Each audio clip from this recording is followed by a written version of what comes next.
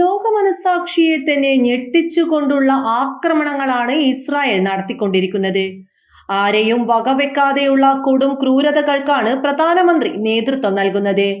പശ്ചിമേഷ്യൻ യുദ്ധം ഇത്രത്തോളം ആളിക്കത്താൻ ഒരേയൊരു കാരണക്കാരൻ നെതന്യാഹു മാത്രമാണ്.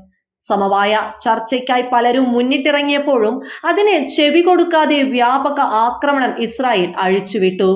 യുദ്ധത്തിൽ തങ്ങൾക്ക് മാത്രമേ വിജയമുണ്ടാകൂ എന്ന ആത്മവിശ്വാസത്തോടെയാണ് നെതന്യാഹു ഇതൊക്കെ ചെയ്തതെങ്കിലും ഒരു പരിധി എത്തിയപ്പോൾ തങ്ങളുടെ കൈവിട്ടുപോയി എന്ന തിരിച്ചറിവ് ഉണ്ടായെങ്കിലും തോൽവി സമ്മതിക്കാനുള്ള അഭിമാനക്ഷതം ഒന്നുകൊണ്ട് മാത്രമാണ് പിടിച്ചു നിൽക്കാൻ വേണ്ടി പിന്നെയും ആക്രമണം നടത്തിക്കൊണ്ടിരിക്കുന്നത്. അതിന് വലിയ വില തന്നെ അവർ നൽകുന്നുമുണ്ട്. പല രാജ്യങ്ങളും ഇസ്രായേലിനെതിരെ തിരിയുന്ന സമീപനമാണ് കൈക്കൊള്ളുന്നതും. അതിന്റെ ഉദാഹരണമാണ് ഇപ്പോൾ പുറത്തുവന്ന വാർത്തയും.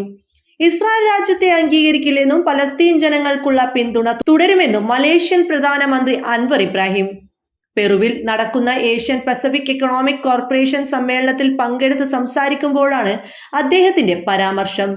ഇസ്രായേലുമായുള്ള ബന്ധം മെച്ചപ്പെടുത്തുന്നതിനുള്ള ശ്രമങ്ങൾ മലേഷ്യ നടത്തുമെന്ന റിപ്പോർട്ടുകളും അദ്ദേഹം തള്ളി.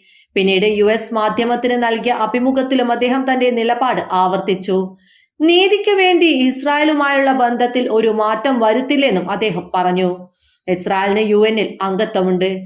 പലരും അവരെ ഒരു രാജ്യമായി അംഗീകരിച്ചിട്ടുണ്ട്. എന്നാൽ ഇസ്രായേലിനെ അനൌദ്യോഗിക രാജ്യമായി അംഗീകരിച്ചതിനെ തങ്ങൾ നിഷേധിക്കുകയാണെന്ന് മലേഷ്യൻ പ്രധാനമന്ത്രി പറഞ്ഞു. ഏഷ്യ പസഫിക് എക്കണോമിക് കോർപ്പറേഷൻ യോഗത്തിൽ പലസ്തീനിൽ ഇസ്രായേൽ നടത്തുന്ന ആക്രമണങ്ങൾ ചർച്ചയാക്കിയ ഏക രാജ്യം മലേഷ്യയാണെന്നും അദ്ദേഹം കൂട്ടിച്ചേർത്തു. ഒരു രാജ്യത്തിന്റെ അവകാശങ്ങൾ നിഷേധിക്കപ്പെടുമ്പോൾ സ്വതന്ത്ര വ്യാപാരത്തെക്കുറിച്ച് നമുക്ക് എങ്ങനെയാണ് സംസാരിക്കാനാവുക?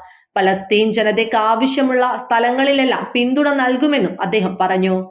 എന്തായാലും കടുത്ത പ്രതിസന്ധിയിലൂടെയാണ് ഇസ്രായേൽ മുന്നോട്ട് പോകുന്നത്. പല രാജ്യങ്ങളും കടുത്ത നിലപാട് തന്നെയാണ് ഇസ്രായേലിനെതിരെ സ്വീകരിക്കുന്നത്.